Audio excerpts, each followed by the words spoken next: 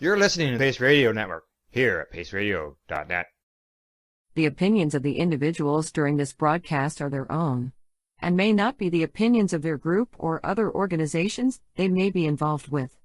All medical advice during our broadcast is not a medical opinion and should be checked with your medical physician.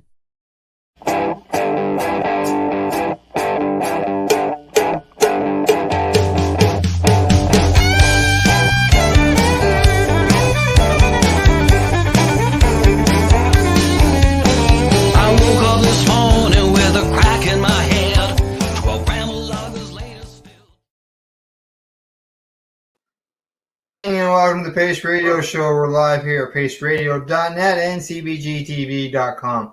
Tonight, we're going to be talking normal and advocacy. But before we do that, good evening, Tamara. How you doing? I'm okay. Al, how are you doing? Not so terrific. Not too well. I can hear the dog growling on one side because she wants to go outside. But unfortunately, I've got issues here and I can't walk very well, so I can't get up the stairs to let her out. Where's Gail tonight? Gail is out. Oh, it's no. the ladies' night out, and she's out. Yeah.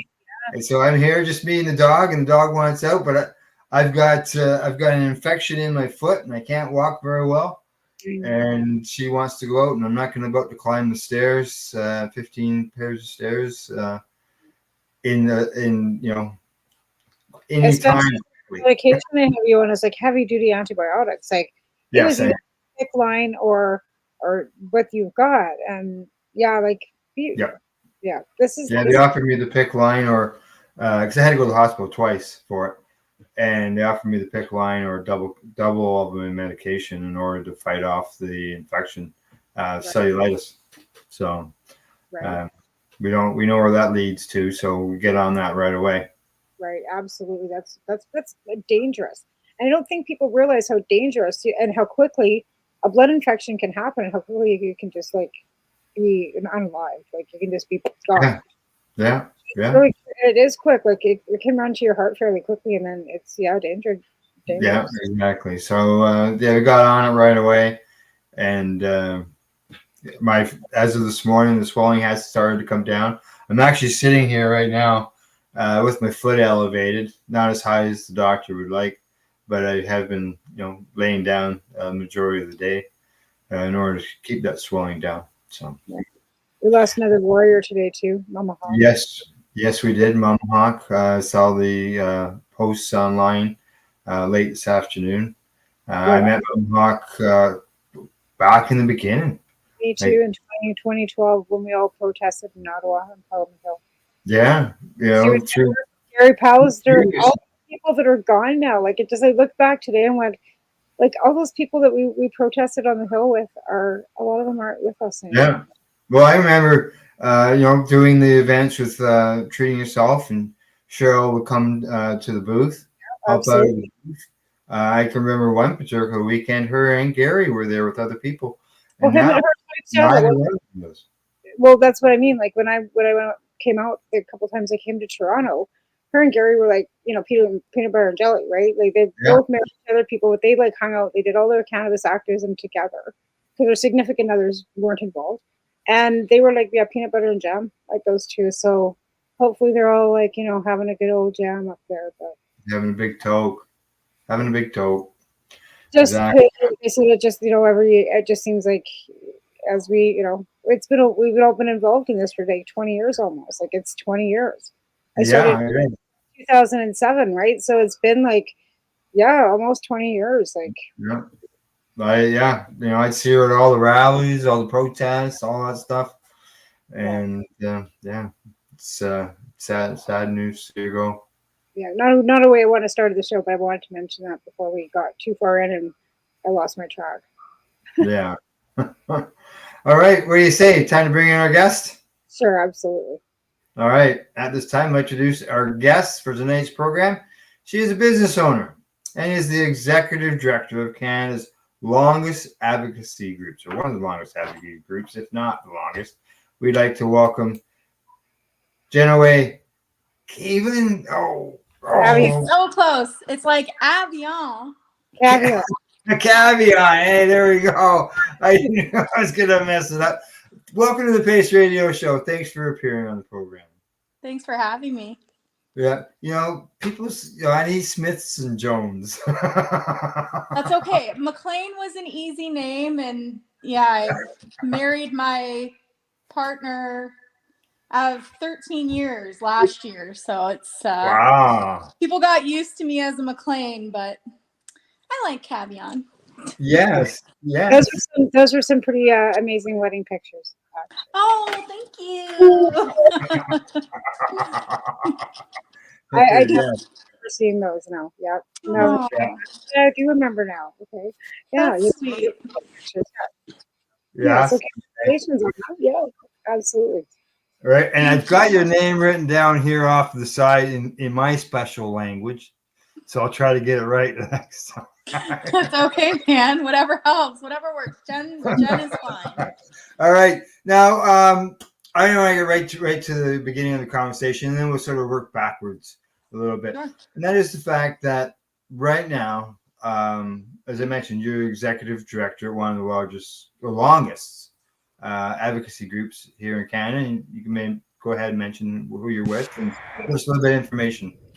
Yeah, so NORML was established in Canada in I think 1978. So the organization is older than I am, actually. So I was appointed to the board of directors a few years ago, and then in 21, I was made the executive director.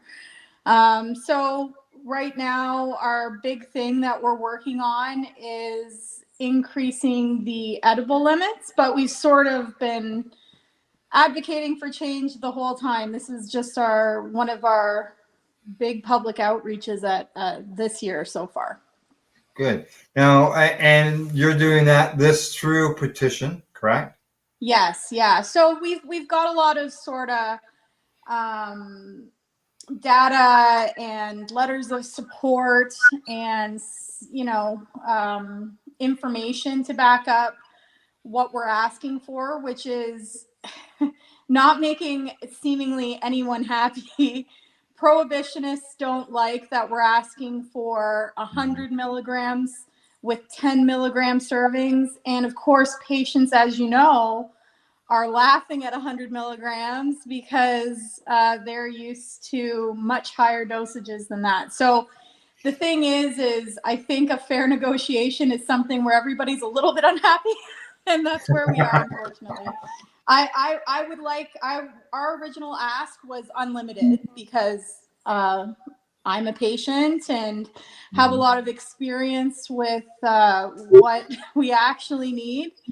That being said, as I get a little bit older, my tolerance has gotten a lot lower than it used to be, but even still, I'm familiar that not everybody's in the same position as I am. So, correct.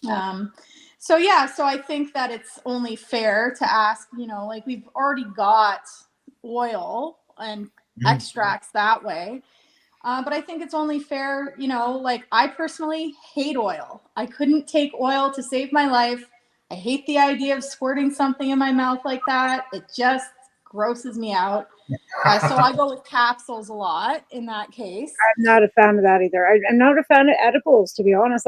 It just kind of makes me sleepy and really not functionable. And I have to be able to function. So definitely. I'm just not. I'm not an edible girl. I like the topicals that I can get.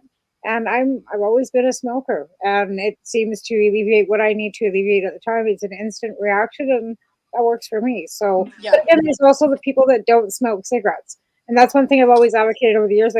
If you don't smoke cigarettes, I'm not saying here's a joint, start smoking. Why the edible option was always a good option, but depending on how the reaction was, and a lot of people don't react well to edibles. Absolutely, right? Absolutely. So that's also, I think, why there's such a, and always has been, that a non-understanding of what they're, because of the time release too and how long it takes and why they've gone so low. And I understand to that point as to why they've gone so low as for safety, right?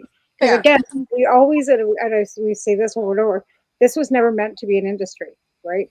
This was never meant to be a great big, industry. It was the regulations were put on cannabis for safety purposes and to keep it, regulated and tested, but not for it to blow up to being what it's being, right? So that's the regulations that were first set out in the Cannabis Act, like way back when we were doing the first rounds in 2017 and 2016 before cannabis legalization, was because of the misconception of what the dosing was, and because there was no research on dosing, why they've gone with the 10 milligrams. Now, we know as patients, we definitely need more, right? More. But not everybody's patient with, like, they are, but they're not. Like, the government's still not seeing that red line. They do when it comes to sales. There's a definite line of distinction between medical and recreational when it comes to the sales of cannabis. Yeah. But they still do not recognize cannabis as a medicine overall. No, I think honestly they just glazed right. They skipped it. Well, and that's why it's been so hard to get them to understand why the dosing needs to go up. Why they need to definitely distinguish medical dispensaries and recreational market. They need to have a setup specifically for medical. Period. And the tough thing about that is, there's also a conception that there's no money in medical, so it really needs to be a labor of love, which goes back to literal compassion clubs. Like that's where they need to be integrated properly, because I don't know anybody who cares more and has more love to give and can show that it's a labor of love than compassion club operators. Like make no, I'm in the business of cannabis recreational sales. That's a completely different thing entirely. Yep. I mean, we have fair prices, but it's not like, the dog is still fed. and really, like you say, you're in retail sales on the recreational end, but a lot of patients do use the stores. Absolutely. Because it's an access. It's an access. You don't really have an option because, I mean, I was looking at who's the best, supplier, regular licensed producer in Canada, and it's Broken Coast. And that's who my provider was when the MMPR first came out, when we had to, send our kitty litter, our cannabis, and all that shit, right?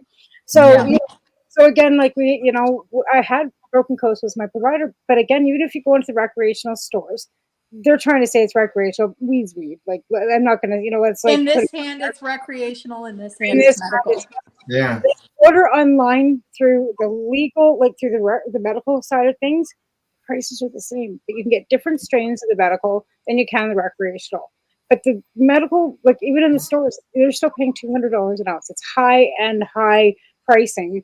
So how is that affordable? Because it's still the same online for a patient as Absolutely. It is in the store. So there's no, yeah.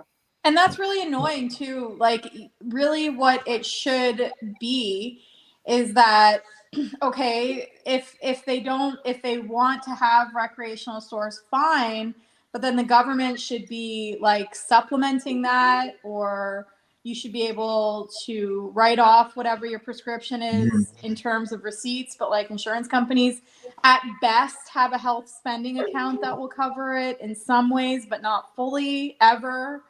I've never tried to, with my husband's insurance through his job, to actually take a receipt, because like Taven's acupuncture, I just take a screenshot of the receipt and send it off and use the bank backstage without any question. But I haven't really taken the time to see if cannabis is on the list of medications that they would cover.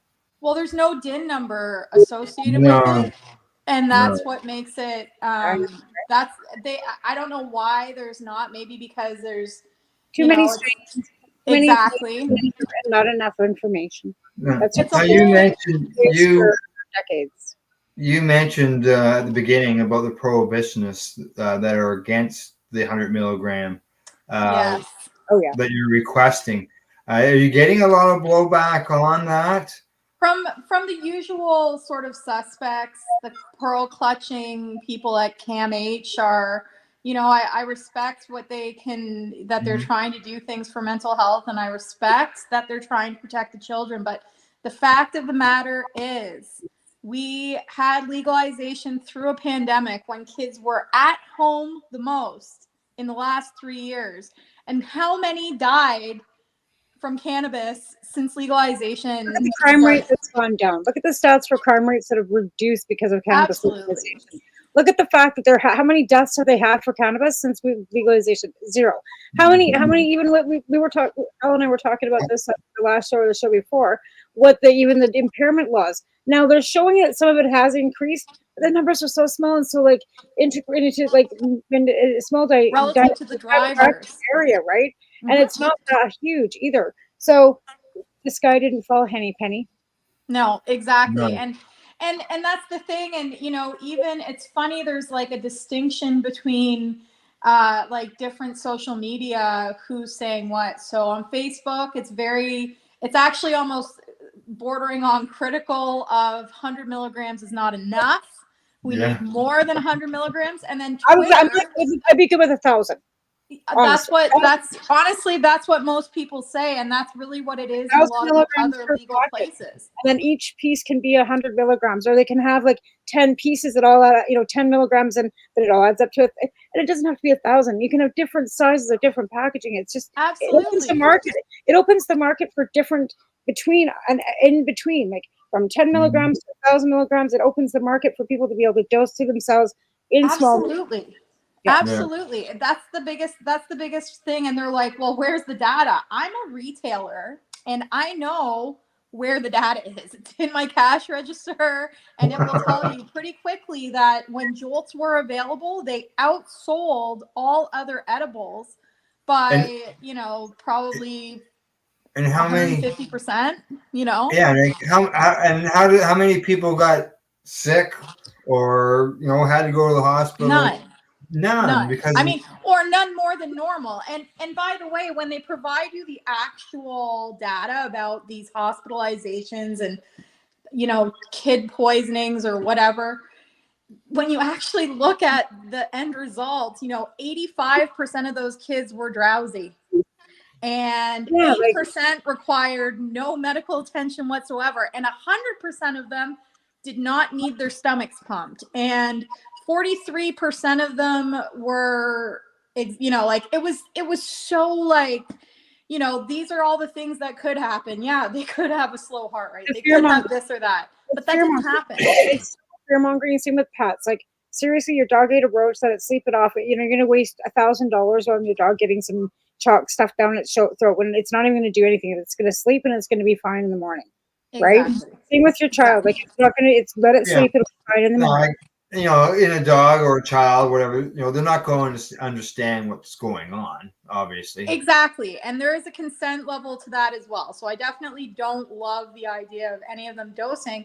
But at the end of the day, that comes back down to the parents. Why are we having 100%? It's the parents' job. And by the way, it's much easier to hide one chocolate bar instead of 10. It's much easier to put away one package or whatever. But what at the end of the day, children need it. What about the fact that some of these kids are using it because they need it too, right? That's a whole other. Don't. You will make your brains explode if you tell these people. So again, what if the fact that parents are actually buying it for their autistic children? Like, you know what I mean? Like, again, of course, we can't say that out loud. It's a taboo. I personally absolutely cannot. But yeah,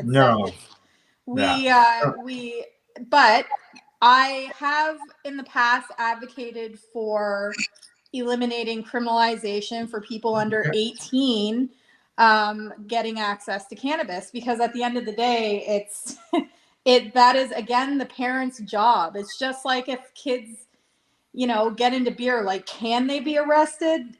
I guess, but like, is it worth arresting kids over having a couple beers? No. A kid with getting caught with cannabis will still get a record. So a ticket for alcohol and a record for cannabis is two different things. Like absolutely. 1,000%.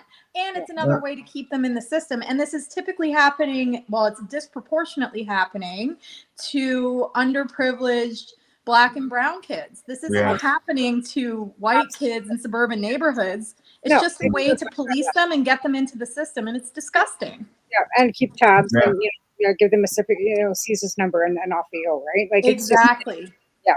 So your petition It's you're collecting signatures. I think I Yes. saw somewhere around 12 or 1300 where you're at, and you're over your goal, and you're still accumulating signatures.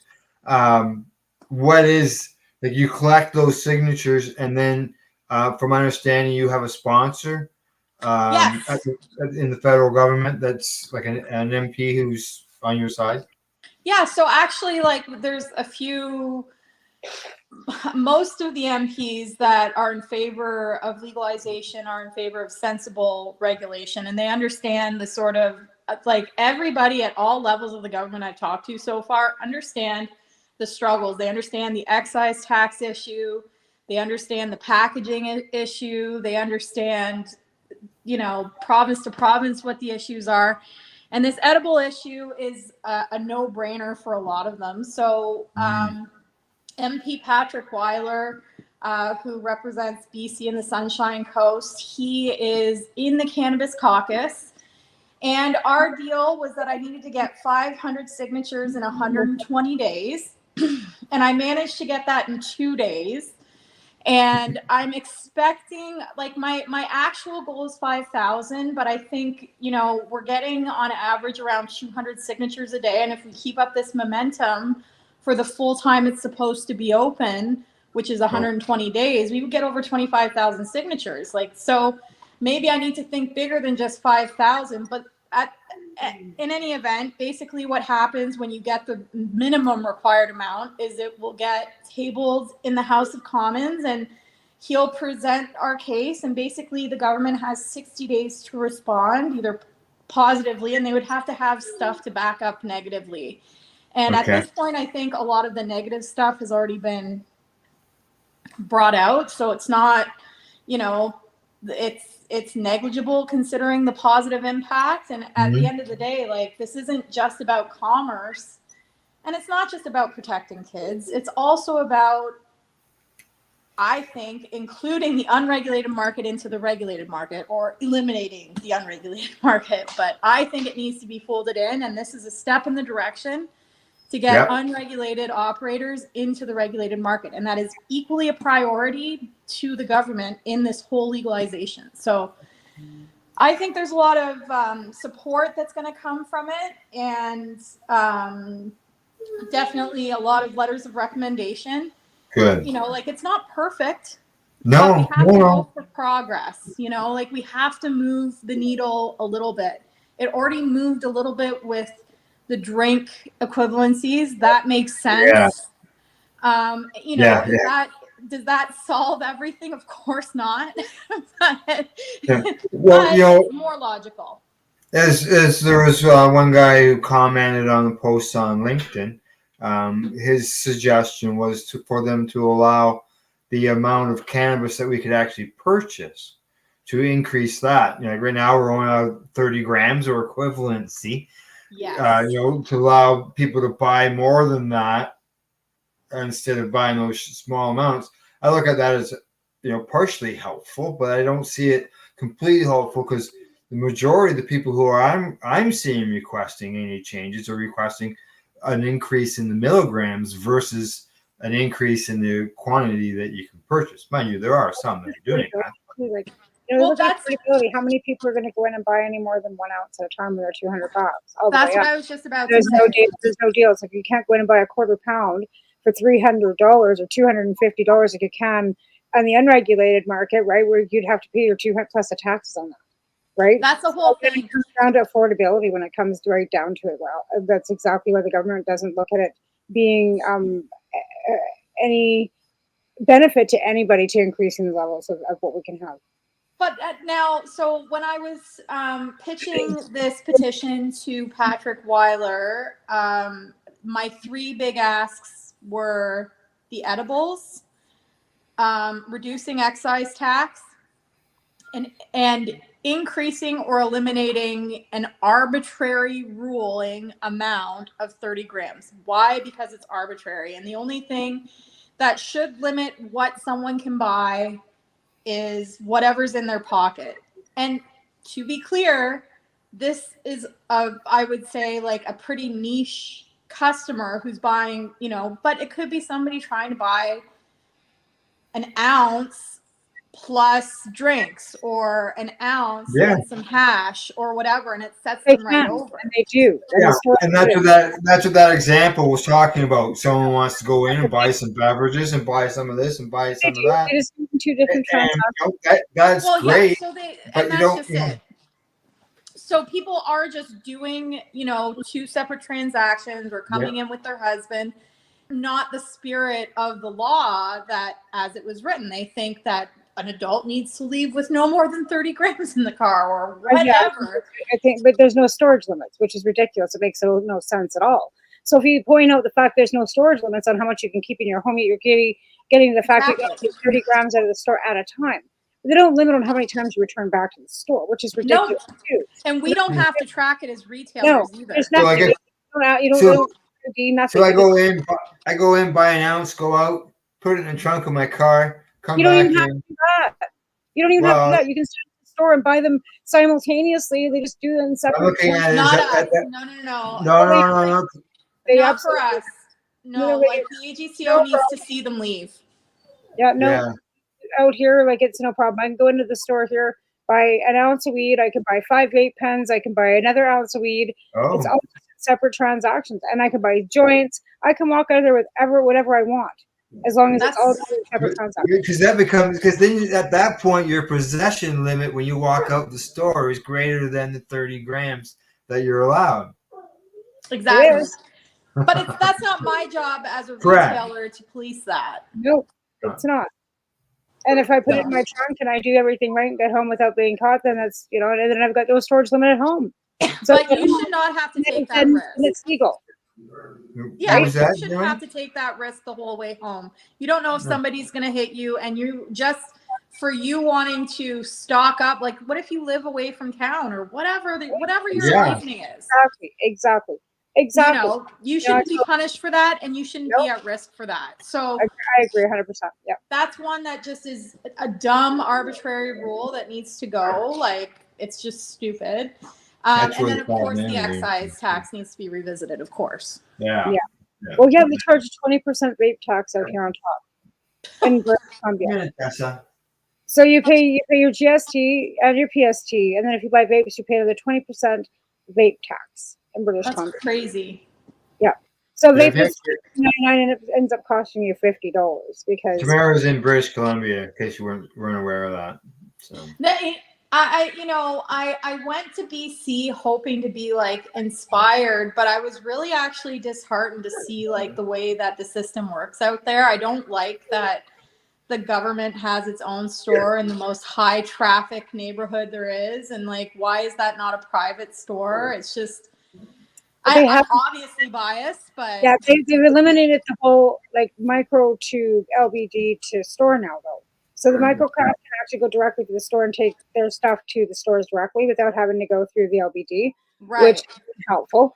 But other than that, like I said, I don't work in the industry at all. I work at a grocery store. I totally retired and I just do my show and just kind of like, and do some other stuff in the background when it comes to like policies and stuff like that. But other than that, like I don't, I don't do anything because I've got a criminal record. When the first stores and stuff came out, I couldn't be employed because of my possession charges and because of my trafficking charge. That's absurd. So I'm not ill. That's why I was not able to go into the industry. And now I could if I wanted to. Yeah, that's the thing. We guarantee interviews to anybody who has a prior conviction for cannabis or any drugs, and so it's something that we're really upfront about. And it's I can't guarantee someone a job, but I can definitely guarantee them a shot at a job, like over anything else. It doesn't matter what your other industry was. You take a serve it right or whatever it is, sell it right. It's called out here, which is like same as serve it right to sell alcohol, to sell cannabis. You have the same Canada Pro sell or something in Ontario too, right? Right, can sell. Yeah. They don't ask you to have a criminal record when you take that. But again, like I said, I've just kind of like never. I just I don't know. I don't really want. It's almost like a slap in the face when I've got a trafficking charge for 4 grams of the mail to go stand behind a counter for minimum wage. That's another part of it entirely. And there's another thing that we are working on at NORML is creating a program that recognizes employers that practice better than just minimum wage and shitty treatment of bud tenders, et cetera, et cetera. We want to recognize like retailers and employers, LPs, whoever, who are good employers, so that people within our industry actually want to be in this industry and are not completely burnt out by it and exhausted from legalization. Like, that is the case with all of us. Anybody who went through it and had something, a horse in the race, that it's been a lot of burnout. Yeah, I can imagine a lot involved in getting things set up and running, and dealing with the bureaucracy and the whole bit. But it's about the hour. Time for us to take a break, and we'll continue into that discussion when we get back. You're watching the Pace Radio Show. We are live here with our guest, Jennawae Cavion. How did I do? Awesome, Al. Awesome. All right, we're live, and we're going to commercial break. We'll be back shortly. You're listening to the Pace Radio Network here at paceradio.net. When you think of the number of unique products developed in the fields, kitchens, and labs at Legacy 420, it's hard to think that one stands out above the rest. But tell that to the thousands of people who have tried this amazing breakthrough product. This is our Sacred Salve. This is actually our extra strength. It comes in 5 different strengths. It's all natural, all organic. It typically works within 10 to 15 minutes of putting it on. It's good for arthritis, it's good for inflammation, any kind of pain. We're very proud of it. Sacred Salve, so easy to apply, along with soothing relief. To select a strength that's right for you, come in and talk to your trusted partner. Legacy 420 out on your road.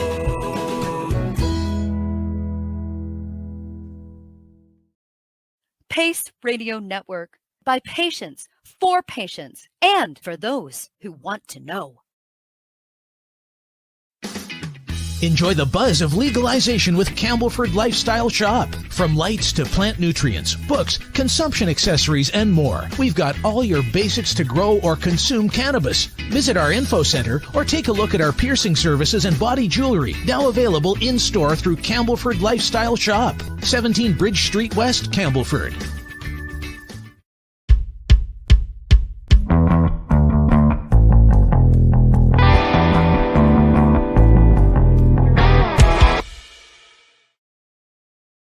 Are you a cannabis content creator?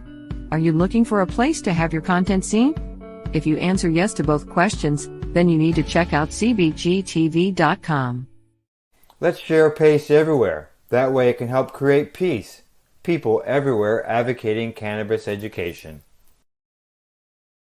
Limestone City Hydroponics is Kingston Ontario's hydroponics shop. Take your growing to the next level and create the optimal environment with a tent kit, or maximize your yield with an ebb and flow flood table kit. Either way, Limestone City Hydroponics has more sizes and options to fit your needs. Are you looking for the power of the sun that adapts to your budget? Then look no further, as they have professional grow lighting. They have indoor grow systems that are easy and cost effective, with many options to fit your living space and lifestyle. Cultivate your growing potential. We have everything you need to succeed. And if you can't make it to the store, they offer local delivery to the greater Kingston area. Remember, when you're looking for experts to help you grow, then look no further than the locally owned Limestone City Hydroponics, 105 Sunderland Drive in Kingston, Ontario. Call them at 613-548-0420. You're listening to the Pace Radio Network here at paceradio.net. Watching the Pace Radio Show, and we're back with our guest, Jennawae Cavion. Third time's a charm. All right. I've had this problem since I started speaking. I actually spent a lot of time in speech therapy, just so everybody knows. But Listen, it literally nobody usually like it's like 1% of people get my name right on the first shot. So don't worry. Okay. Like 50% get it right by the second shot, though. Al, come on. Oh. Just joking.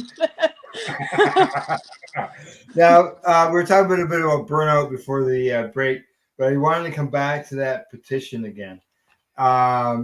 Where is it available so everybody knows? Because we haven't touched on that yet. Yeah, so we are putting it all through our socials. So there's a NORML Canada social media. There's a link for it there. There's a link on our website, normal-canada.org.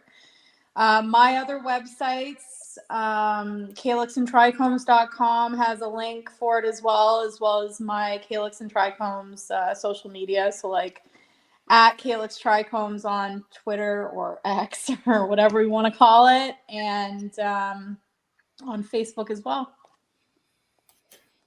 The X Twitter. Yeah, that's what it is. There it is on your website there on NORML Canada. Yes. You can see here, it's right at the top. Nobody can miss it. It's very easy to find. And really, all people have to do is just click on it, right? Yep. Just click on it. And it'll take you to the government's website, which basically you just have to put your name, your province, I think maybe your phone number, and then your email. I think it's either or maybe both. But anyways, they're not going to call you. Don't worry. It's just to verify that you're a real person. And then you'll get an email to confirm. And once you confirm, your name is signed. So it's fill out your information in a one-step process. Takes like under 20 seconds. Right. It didn't take me long. I went and did it, and it didn't take very long whatsoever. Like you say, you just put your personal information in there, and it creates electronic signature for them to know that you've signed this petition. And I think it's really important too that people come out in favor of anything that progresses the Cannabis Act. You know, It's not just this, it's also the other, pain points within legalization. Like any forward progress, like it's, we have to aim for progress and not perfection. It's always going to be something that we need to tweak a little bit. And this is why sort of activism now more than ever is important, because there is an attitude of like, hey, we gave you what you wanted. We gave you legalization. Now what do you want? So it's not easy to get the buy-in. So it's really important that we show up together and that we all support everybody's initiatives, as long as it's ultimately making the industry better. Because, the drinks, this is the perfect example. Like everybody's, the drink market was such a small market. So figuring out that nuance and getting that change, so that which was completely logical to edit the limit made total sense, because it's just not logical based on how inebriated or intoxicated or how much you're going to absorb. Like 2 milligrams is not equal to 4 grams of cannabis. That's crazy. That's like suggesting it's the same as like hash, and it's just not.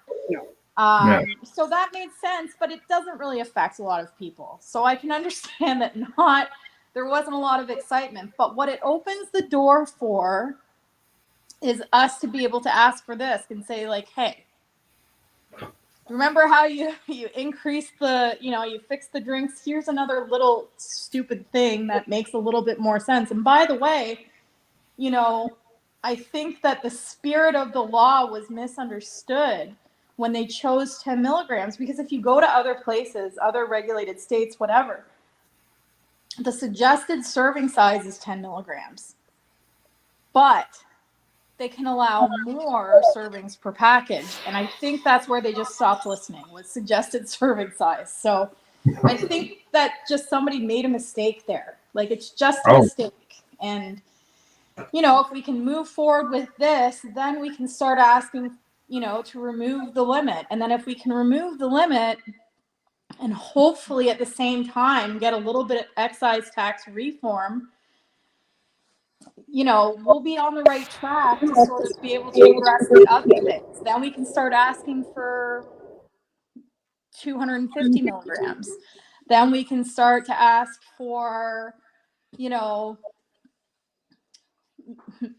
I doubt we're a long way from this, but cannabis being treated at least as fairly as alcohol is, you know, but we're very far from that because big time.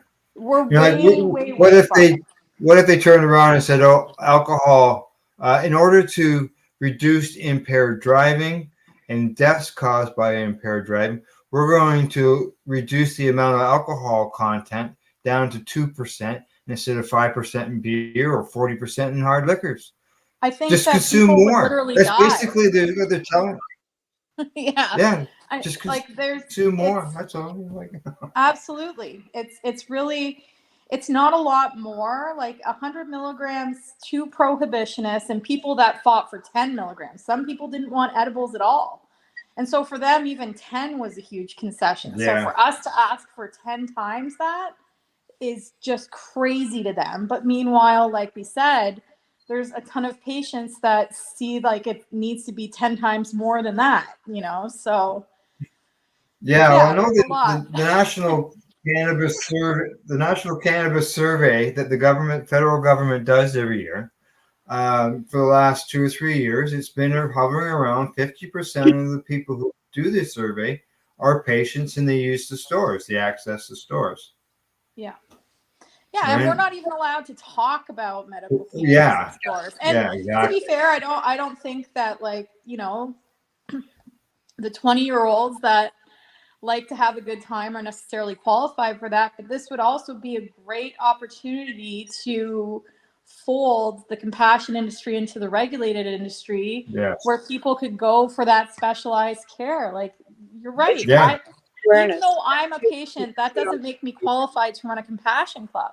No, but education, like, you know what I mean? Like, there's so much experience by so many other people that have been involved in the legacy industry for so many years.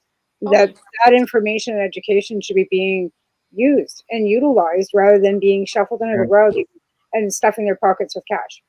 Yeah, you're totally right. You got Ted and everybody out there at the VCBC, you know, fighting things in court and trying to get changes, and you know, they've got doctors, they've got people who've got lots of experience and knowledge, you know, to allow them to be able to set something up, whether it's inside an existing retail store, sort of like when you go to the Walmart or any other store, say you can go in and there's a pharmacy section in there.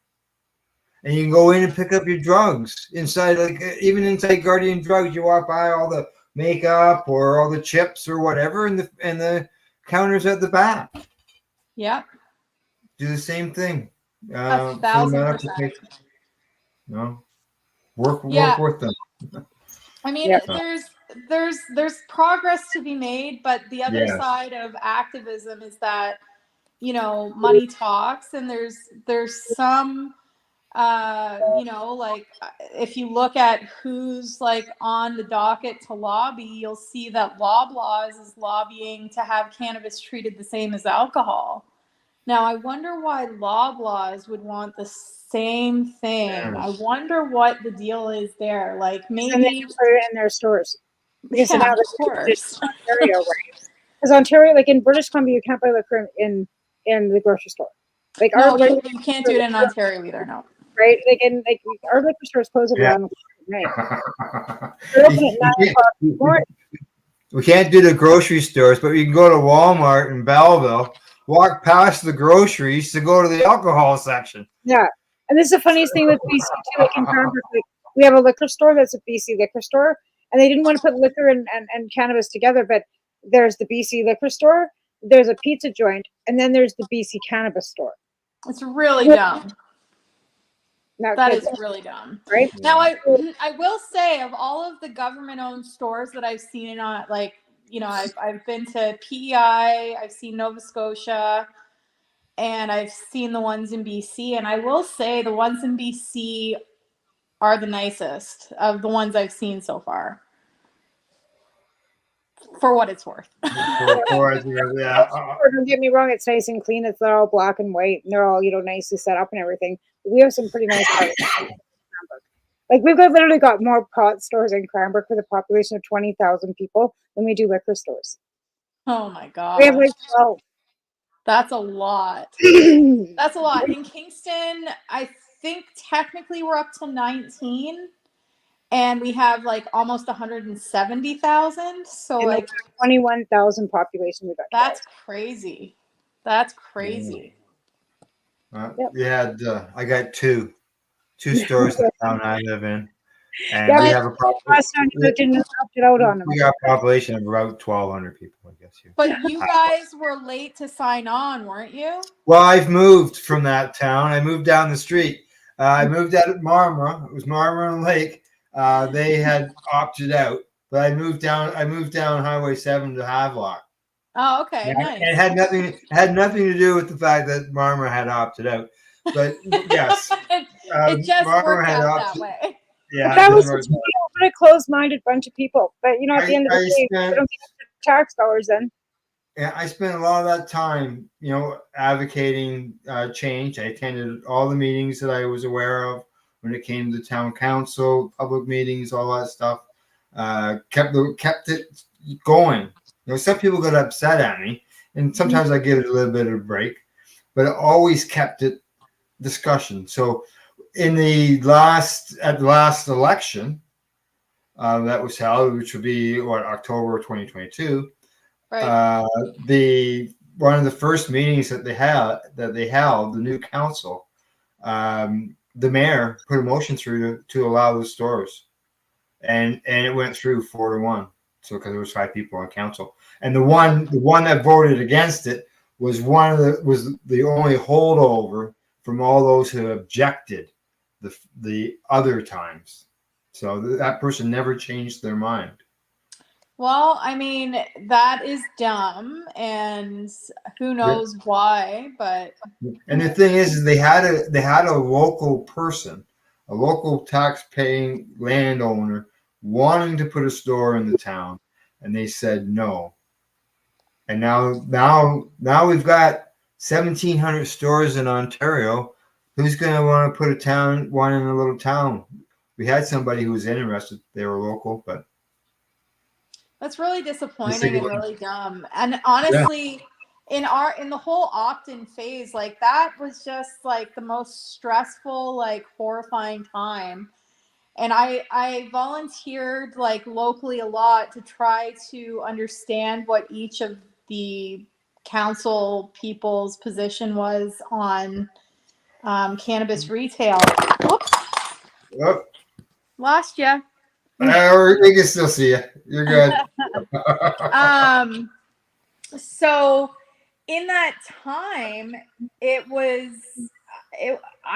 was worried, but they all voted in unanimously. So that was, thank goodness. Yeah. Well, just because Kingston's as big as you are, like look at Mississauga. They just finally opted in. That was the dumbest thing. And by the way, that's something to note. Bonnie Crombie, who's running for the provincial Liberal leadership, she's running against Nathaniel Erskine Smith, who is very pro-cannabis, and he was very collaborative on this whole project as well. And he's the one who pointed me towards MP Patrick Weiler because he's running for this leadership. He wanted him to move it forward. Anyhow, he's been a longtime supporter of NORML. Very bizarrely, he went to Queens, so he was in town for like a community stop event, and we were talking about it. Anyways, that's how I know there's a lot of support for it, but yeah, I forgot where I was going with that. Yeah, well, the fact that as you were talking, Mississauga, as I mentioned, Mississauga had opted out. She's running against him. Yeah, and they opted out. They opted out, and now, well, she's still the mayor, or has she stepped aside while she runs her legal? No, like, I'm she's just thinking, still you're the still mayor. but they've opted in now. Sorry, my dog just ran down the stairs Oh. and slipped at the bottom. Is he okay? Yeah, he was just excited to see me, I think. Yeah. He only fell down 2 stairs, buddy. He's no small dog. No, he's a Great Dane. Great Dane. Yeah. I've always seen you with Great Danes. we always have them. It's they're just the biggest, dumbest dogs, so that's why we like them. And honestly, customers love them too. They always think, come here, buddy. They always think that it's one or the other. He's gonna make an appearance. Here, look, come on, come here. Anyways, so he just got home from work actually. So anyways, Bonnie Crombie, she was against. She voted twice against the opting in, and then finally on the third run, I think they just opted in, but like she was anti-cannabis the first 2 goes at it. Yeah, that sounds a little scary. Like I was really surprised. Like I know, like when legalization came in, the existing Liberal government at the time talked about 25 stores in the province. Yeah. You know, the PCs came in, they went with the open market, unlimited amount of stores, and here we have half of them. It's all in Canada, it's all here in Ontario. Yeah, there are a lot of stores in Ontario, and a lot of them are suffering. This is sort of like the downside of an open market. And this is also the case in Alberta, and it's also the case. Actually, it's all the case in every province. The fact of the matter is, retail is still retail. Well, and it's oversaturation, right? And the thing is, capitalism, they're going to allow people to open as many stores, and the strongest ones will survive. And that is what it is. Like that is what we asked for. Yeah. And they don't they don't determine the amount of pizza stores or convenience stores are going to be in your neighborhood. Restaurants. They can't regulate how many stores can go into a municipality. They can't put a cap on it though. They can put a bylaw cap because that's what they discussed, because they actually had a big city council meeting here about whether they were going to opt in and how many stores they were going to allow. So that when they opted in, they capped it at so many stores for population purpose. Like I said, we have 12 for our population now, which is ridiculous. But anyway, they're just some of them are doing really well and some of them aren't. Yeah, I mean, I obviously, like, I'm in a very privileged position. Our stores do very well. One of them is one of the top stores in the province, and we have always been in a privileged position. It'll be your customer service. It'll be the bottom end. There's a lot. You know, and the product that you're bringing in and how your store presents, because there are stores here that I've gone to, and it takes one snotty day with one snotty bud tender for me to go, I'm not coming back here. Oh, yeah. I mean, everybody has a bad day, and that sucks. But, you know, when we're all selling the exact same thing, you have to differentiate yourself one way or another. And, you know, we've been in the community for a long time. I think we have a really like strong customer base from like experience. But it's also like experience. Like we have retail experience, and we know sort of who we need to reach, I guess. And I think that a lot of people just saw dollar signs and unfortunately, you know, maybe made some bad decisions and just don't have the experience to sort of, you know, my first year of retail was tough too. And you're coming already, like, you know, you had established business with Kingston 420 before you made the change. Yeah, and that was on our lawyer's recommendation, just because we were rated at 420 Kingston for our seeds. So we had to have a separate location because we didn't know what was going to happen in Ontario. We knew that we would be allowed to apply, but we didn't know what would be allowed. So we created a fully separate brand, which was Calyx Trichomes, which was decided because when we looked at other laws of like Alberta that already had retail running, there was nothing that was prohibiting that. Everything else seemed like there's just no way that they can give us a hard time about anatomical names on the actual cannabis plant. That was the only thing that we knew that they couldn't give us a hard time about. So it's it's been criticized a lot because it's a really long email address.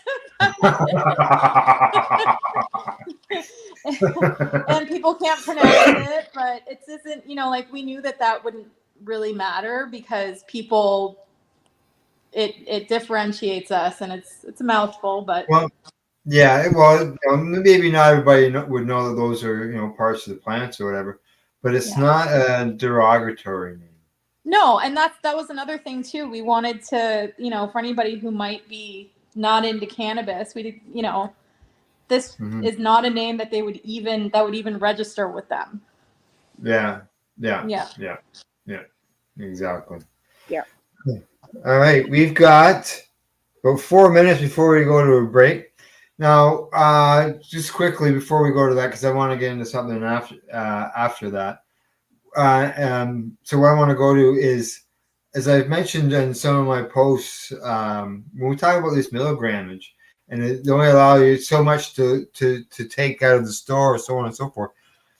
As the article that was Dave, I think it was Dave Brown wrote that in StratCan about the capsules and the fact that you can go in. Like, I went in and talked to the girl here at one of the stores here in Havelock, and found out that I could walk out of there with 1,500 milligrams of THC. Absolutely. Whereas if I went in there and bought a cookie, I was done. Yep. Yeah.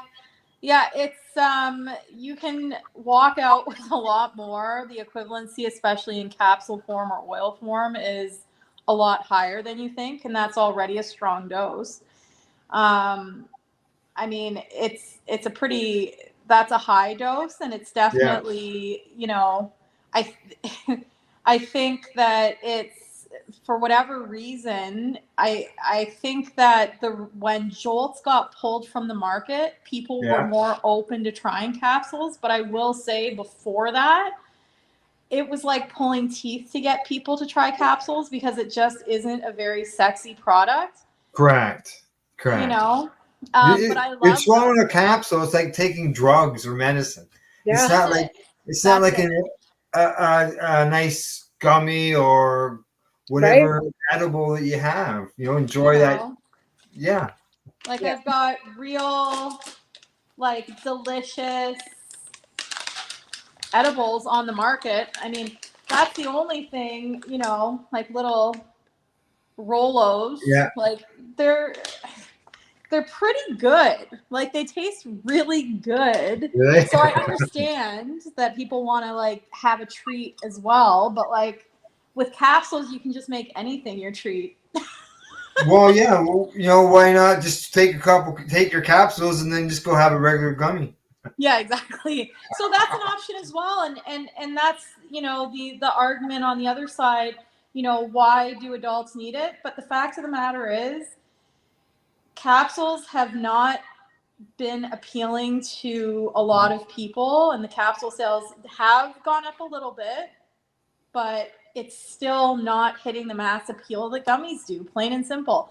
And the reason why is because it's, like you were saying, it's less of a drug feeling. Like, it doesn't feel like you're having a drug. Like, it's recreational, right? It's exactly, you're having fun. Taking a pill, taking a capsule feels like you're taking a capsule, a pill. Yeah, that's really appealing. People that smoke and use cannabis aren't really leaning towards taking caps. Like, that's why we don't take pills. We don't like them. It's not fun. That's a medical thing for a lot of people. And there's also people who are in recovery that have a problem with feeling like they're taking pills. Like, and I can appreciate that, especially in the middle of an opioid crisis. Yeah. Oh yeah, for sure. Yeah. Like, when I read that story and I saw the 10 milligrams per capsule, and then it said 15 capsules in the container. I said, well, that's 150 milligrams, right, in the container. And then, so I said to the bud tender, how many of these can I buy in one shot? And she says, well, she looks at the screen. She says, this is equivalent to 2.8 grams of cannabis. So I said, oh, so I can buy 10 of them. And she says, yeah. Yeah. Wow. Holy smokes. Yeah. It's crazy. It's Right, really it's- dumb, and it's fine. Like, that's great. The other great thing about capsules is they're calorie free, but it's not a format. It's not a popular format unless you really are getting down to business. Like that. Look at it as a harm reduction alternative, because then you're not eating all that chemicals and sugar stuff that's in there. I mean, it would be better for somebody with cancer to be taking a capsule than candy. Yeah. 1,000%. Right? 1,000%. Or people don't want to put the oil in their mouth, which I understand because it's gross, right? So if it's the same, RSO in that capsule, that would be the easiest way for a cancer patient to take that capsule, rather than taking it in your mouth because you don't like the taste of it, right? It's the same with psilocybin caps. A lot of people don't like the taste of chewing psilocybin, so putting it in a cap and shoving it down your throat is way easier than having to chew that, So again, I guess you don't like the taste of. All right, I don't like it. It wrapped in chocolate, maybe. Oh. I think that it's like I think the juice is worth the squeeze on that one. So. Right? All right, ladies, time for us to take another commercial break. We'll be back in about 3.5 minutes. You're watching the Pace Radio Show. We're live here at paceradio.net and cbgtv.com. We are people advocating cannabis education here at paceradio.net. Limestone City Hydroponics is Kingston, Ontario's hydroponics shop. Take your growing to the next level and create the optimal environment with a tent kit, or maximize your yield with an ebb and flow flood table kit. Either way, Limestone City Hydroponics has more sizes and options to fit your needs. Are you looking for the power of the sun that adapts to your budget? Then look no further, as they have professional grow lighting. They have indoor grow systems that are easy and cost effective, with many options to fit your living space and lifestyle. Cultivate your growing potential. We have everything you need to succeed. And if you can't make it to the store, they offer local delivery to the greater Kingston area. Remember, when you're looking for experts to help you grow, then look no further than the locally owned Limestone City Hydroponics, 105 Sunderland Drive in Kingston, Ontario. Call them at 613-548-0420. Are you a cannabis content creator? Are you looking for a place to have your content seen? If you answer yes to both questions, then you need to check out cbgtv.com. CBG TV, broadcasting to a worldwide audience. Find us at cbgtv.com. Enjoy the buzz of legalization with Campbellford Lifestyle Shop. From lights to plant nutrients, books, consumption accessories, and more, we've got all your basics to grow or consume cannabis. Visit our info center or take a look at our piercing services and body jewelry, now available in-store through Campbellford Lifestyle Shop, 17 Bridge Street West, Campbellford. Are you looking to get your medical cannabis grow license? Limestone City Hydroponics can help patients through the process of obtaining their license to grow medical cannabis. What's that? You don't have a doctor. If you meet the medical criteria, Limestone City Hydroponics has a nurse practitioner who can assess and provide medical cannabis prescriptions. What are you waiting for? Contact Limestone City Hydroponics at limestonecityhydroponics.ca or call them at 613-548-0420. Pace Radio is the people advocating cannabis education radio network. Legacy 420 have an awesome array of cannabis-infused beverages, from pop to Nature's Nectar's teas, all in amazing flavors. What a selection! We even have a delicious mango-infused juice, and let me tell you, it's delicious. Everything is infused in-house, so we buy our syrup from the same place where everybody else buys their syrup for their pop, and the infusion is done in the lab. It's all canned here, labeled here, produced 100% on Tyndonega. We have 2 lines of drinks. One's called our Nature's Nectar. That was our original line that we came out with. And then we also have a line under the Red E brand. We have them in 10 milligrams, 30 milligram, and 60 milligram cans. What a great selection for a get-together with friends or after a long day. Remember, if you want to wet your whistle with on-site lab-tested products, come see your trusted partner. Legacy 420 out on your road.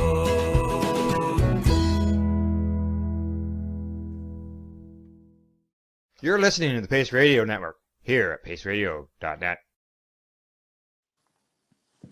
You're watching the Pace Radio Show, and we are live here with our guest, Jennawae Cavion of NORML Canada and Calyx Trichomes in Kingston. It's an Ontario retail cannabis store. NORML.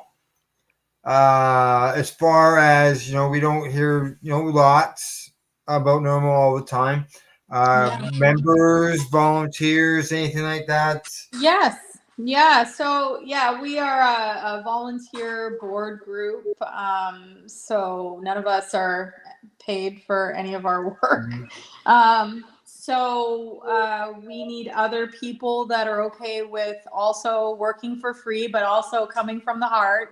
There's a lot of, you're paid in other ways because, there's a lot of cool connections that you can make and a lot of interesting experience and and knowing the fact that you're helping to make changes in the laws of cannabis in Canada.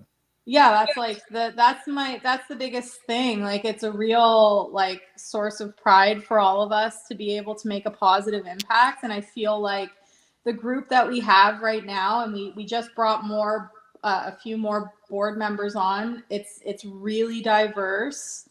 We're trying to attack it from all angles because, I can remember hearing about, the beer lobby trying to lobby for things. And I'm like, I don't drink beer. I don't care. So, but I think that there's a lot of people who use cannabis and who can see the obvious disparities between the two. So I think it's a great time to volunteer and join the group. And, we also have memberships available. They're only $4.20.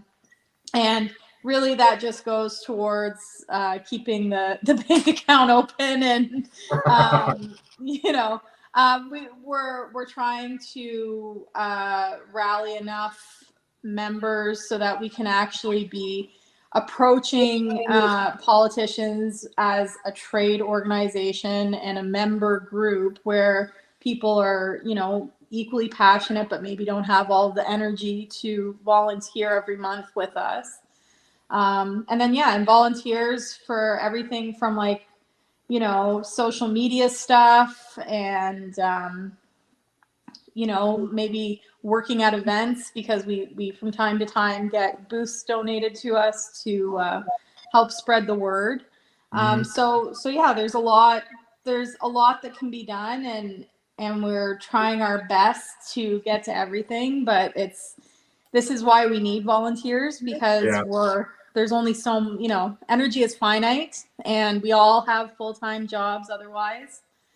Jack Lloyd is a lawyer. He's our president. And he's been trying to get home grows in provinces where it's not allowed. So that's been a really big project for him. Sarah Mills, she is, she's actually on mat leave right now, but she's a real powerhouse of she's just she is somebody who gets things done. And actually she's the one who, in our group, put the actual verbiage together for the petition.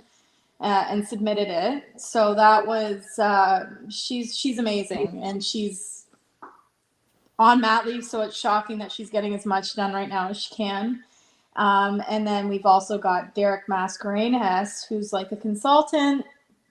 He's sort of on a different continent right now, so but he's also been like working at events and networking and trying to spread the good word and get people to help us out, because we need a couple of hands. So, and then we have a few new board members who are specializing in sort of social media and graphic design. So we have some cool things sort of cooking. Things on the go. Yeah. I was looking at your coming events, the events tab, and I seen that you did something there in April. You were at some. Yeah. What were we at in April? Yeah, I'm just pulling it up. I can't remember, but that needs to be updated. That's another. That's sure. another thing. It was a dinner and dance gala in Etobicoke. Oh yeah, that was a retailer event. Somebody advertised, like that was like a trade group that had advertised that they wanted us to put it in their community calendar. Okay. So yeah, that's actually more of a community calendar. That's for anybody who wants to put anything cannabis related out there, but we sort of need to revamp that area on the website a little bit. Well, yeah, like you said, it's you got new people coming on board, and new people usually take on different hopefully things. Something. Yeah, that's right. Well, that's hopefully the thing. A little bit off the plate. If you're volunteering, there's no use volunteering not doing anything. Why even volunteer? That's a good point. That's and like just honestly, to get you. We are always like, I'm always afraid of like burning people out and overdoing it. And I tend to like not give, I tend to underload, I think, in some ways. Like, I just don't want to, it's just like, good help is so hard to find. And if you lose like a great employee or a great colleague, or a great volunteer or whatever it may be, like, it's really hard to recover from that. So I just try my best to like retain as much as possible, and that usually leads to me underassigning things. Yes. And sometimes we put too much on ourselves, and some people say, well, give me something to do, No. Yeah, no. And honestly, a lot of these people that are joining the board, they reached out to us. They wanted to be involved, and that's really important because you can't, it's a volunteer board. Like you have to just want to do well. Like, you just want to improve things. You want to see some improvement, and also take joy in actually like the possibility of making a difference. Like, that's, it's a great feeling that we're doing something and we're galvanizing, the group, and hopefully something happens from this. But if it doesn't, well, I don't even want to think that way, but hopefully something happens from this. It's been ongoing for 46 years in all different forms and sizes, I would say. There's been some big names that I've seen at the top. There's been some names that maybe weren't as well known in the cannabis community, but it's still there. There's a reason why it's still there. People wanted to keep it going. Yeah, no, it's Canada, the Canadian chapter of NORML is one of the few places, like, if you're in the US, each state has its own chapter, but we represent the whole of Canada, and we definitely need representation in other provinces as well, because it's really easy to get wrapped up in Ontario stuff, so having some representation in the prairies, Alberta, BC would be great, and especially the Maritimes. One of our new board members is in New Brunswick, so that's great. And I think another one may be in BC, but I have to double check. No, I think she's actually in the GTA, so that's another one in the GTA. It'd be nice to have representation all across the country, especially Quebec. Quebec is it's a big province, and their legalization is a mess. Oh yeah. Oh, what? Don't you like the apricots for? No. Oh my goodness, their edible situation, their vape situation.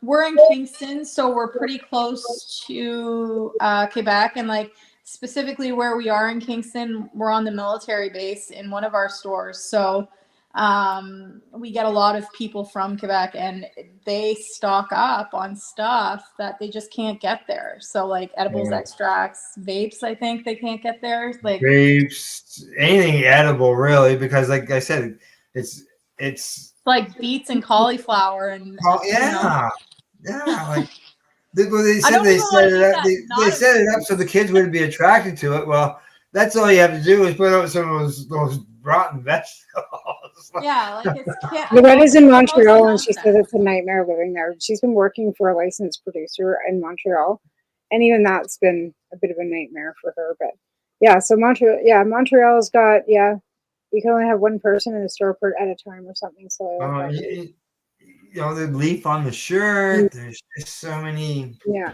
it's just nonsense. It's nonsense. Yeah. So yeah, it would be nice. It would be nice to have some representation there as well. And you know, I went to PEI in New Brunswick, so I'm glad we've got somebody in New Brunswick, because New Brunswick I had never been to before, and so I wasn't prepared for how sparsely populated it is. Like it is not.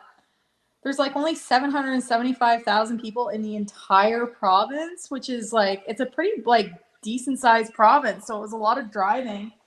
And so when you would actually get to a cannabis store, like Cannabis New Brunswick, they were very sterile. I was surprised they had the selection that they did, but I mean, I just can't see how, anyways, it wasn't a great experience, and it didn't seem like anybody cared to, you know, make it a good experience.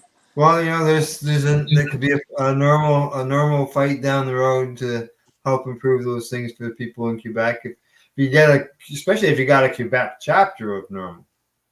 Yeah, well, so that's the thing. It's all the chapters would just be in the same NORML group, because you know, our population across the country is not very big compared to some of these states that have there's some states that have even multiple chapters, like, you know, based on geographic location. So it's like it's really tough to get people to be able to commit the time. Like post pandemic, I think a lot of people are really exhausted, and so I think we're getting to a place where there's more of a capacity for that, and people are starting to reach out a little bit more. But it's tough. It's really tough to find people that want to move it forward, because there's a lot of people that are happy with the way things are. You know, it's not everybody is an intense,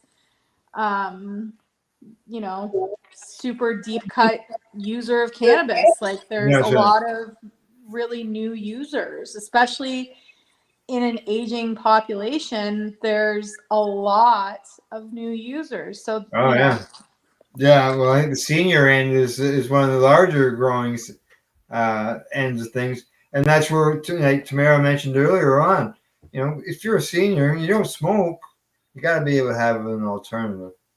Something. Yeah. A lot of people quit smoking tobacco, right? Like that's always been a big thing with, you know, with the government lately too. Like they've raised the price of tobacco taxes so high that a package of cigarettes is like $25 to $30. So a lot of people have quit smoking because of the affordability of it to begin with, and you know, all the health risks and all these, you know, fear mongering things about tobacco, which are true. You know, tobacco does cause cancer. It's, you know, carcinogenic, whatever. So people quit smoking. So if you're not smoking cigarettes or tobacco, I really don't, you know, like I'm not going to say, hey man, pick up a doobie. Like I tell them vaping would probably be a better option for them if they're going to do, you know, they don't want to do edibles.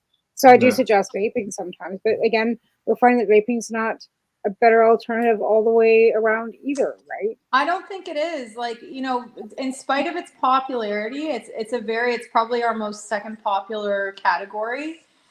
You know, personally, it's not my faves, and I don't find them very effective. I find them effective like in a placebo way, like I just got off an airplane and I need something right now sort of way. Like it's not like what I use mine for work more than anything, because I can do it at work, and then it just seems maybe it is a placebo. Maybe it's just the fact that it's, you know, something in my hand. Yeah. But I use this a lot at work because I can, right? Yeah, yeah, and that's the same. Yeah, same. And it's, you don't have to worry about the smell. So like, I see a lot of benefits, but like, I'm not getting stoned from it, like ever, like, you know, like at all. I found one that ended up, the cartridge seemed to, as if something got sticky on the bottom. I don't know whether it leaked or something got sticky on the bottom, It ended up pulling pulled the contact right out of a brand new battery. I had a wire hanging out in the whole bit. That's crazy. And that's so like, they've ripped it all apart too. Like, you're not getting a full spectrum oil in any of those vape pens. And we also don't know what you're getting, like, what are in CBD, them, right? And they got flavors in them too. Yeah, and that's so I don't know. I have some concerns in the same way that I have like Juul concerns. Do you know what I mean? Like, it's I don't know. It's tough to say. Like, I don't love them for myself. I don't find they get me stoned. And you know, cannabis is one thing. Dried cannabis is one thing. Vaping dry cannabis is one thing. That's fully different. But you know, I am reserved on vapes. I'm holding my thoughts on vapes because we need to see some like long-term studies of vape users over a specific period of time. Like, cannabis has enough data to show like there's been no deaths, but you know, I would hate to find some sort of like vape concern similar to Juul's in cannabis vapes, and that can happen. And I know that there's like a vitamin E thing and whatever, but you know, botanical terpenes, I don't know if we should be inhaling those the same way that we do. And there's, you know, who knows? There's so many different things. The cartridges themselves. And honestly, it's the thing that we get the most returns for because of malfunctioning, like what you're saying, like a leaky cart is very common.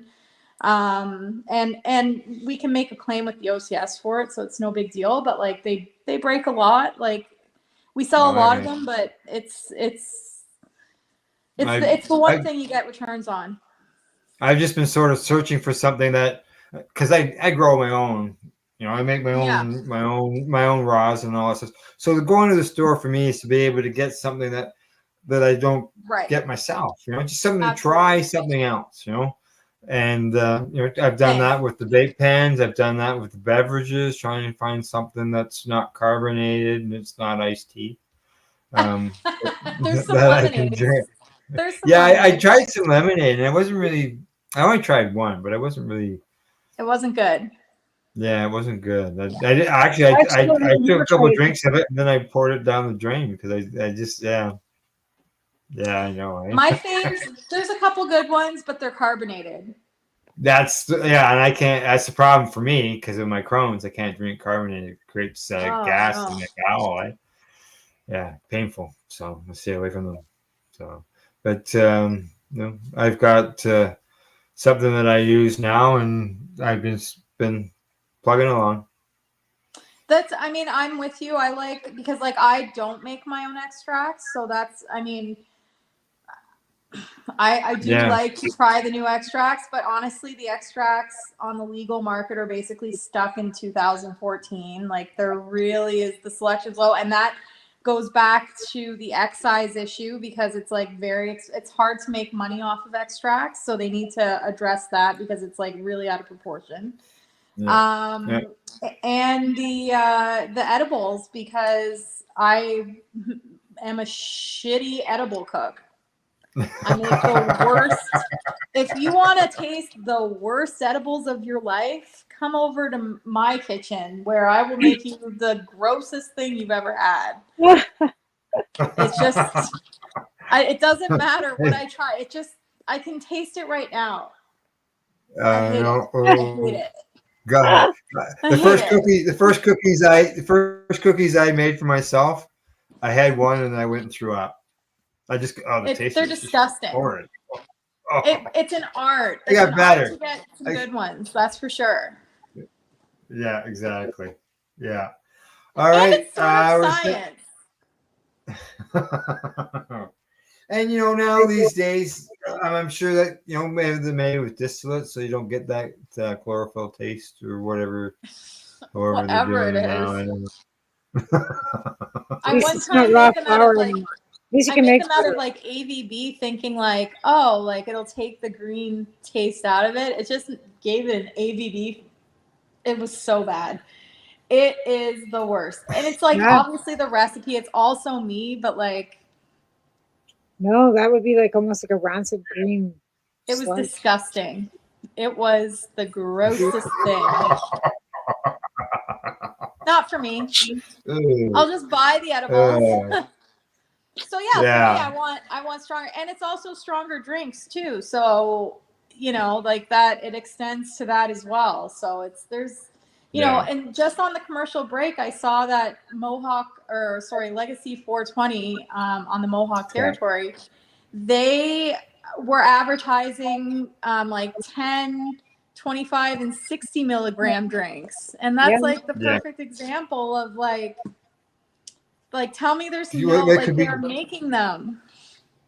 Yeah. People are buying them. There is a market for it. There is a market for it right there, and there's no reason why they do them in different strengths. And really, even in the legal market, there are different strengths. Just the numbers are so low.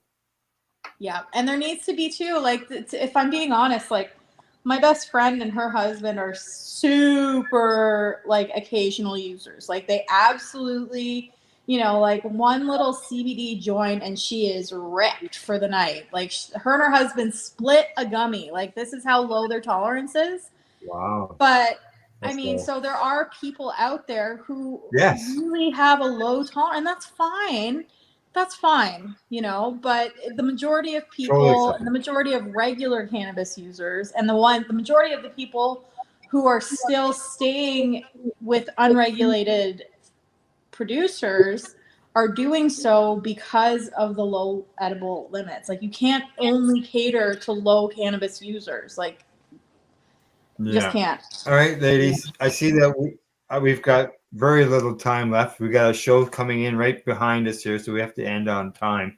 So I'm gonna give you. I got about 2 minutes for you to do a shout out, if that, on that where people can find NORML as well as your retail stores. Yeah, so if you can go to Twitter or X or whatever, it's all at NORML Canada.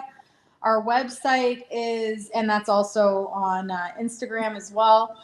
Our website is normal-canada.org. And if you're in Kingston, stop into one of my stores. We own Calyx and Trichomes. We have 2 locations. It's just calyxandtrichomes.com and at Calyx Trichomes for most social media. All righty. Tamara, anything you want to say before we go? No, thanks for coming on the show. It's good to, listen and hear that NORML's still up and kicking. And yeah, thanks for coming on. And other than that, not a heck of a lot. No. It's always good to get together and have a chat. It's been a while since the 2 of us talked, so I know. Next time I come down to Kingston, I'll have to stop in and see. I'll go see our sponsors there at Limestone Hydroponics, and I'll come and see you at the store. I was just there yesterday. Were you? There you go. More cocoa. Yeah. Okay. Thanks to our sponsors, Legacy420.com, LimestoneCityHydroponics.ca, and the Campbellford Lifestyle Shop. Also, big thanks to our guest tonight, Jennawae Cavion. She's the executive director of NORML Canada and the owner of Calyx and Trichome. And thanks to our watchers and viewers for tuning in the program. Other than that, good night, and we'll see you all next week. Bye-bye.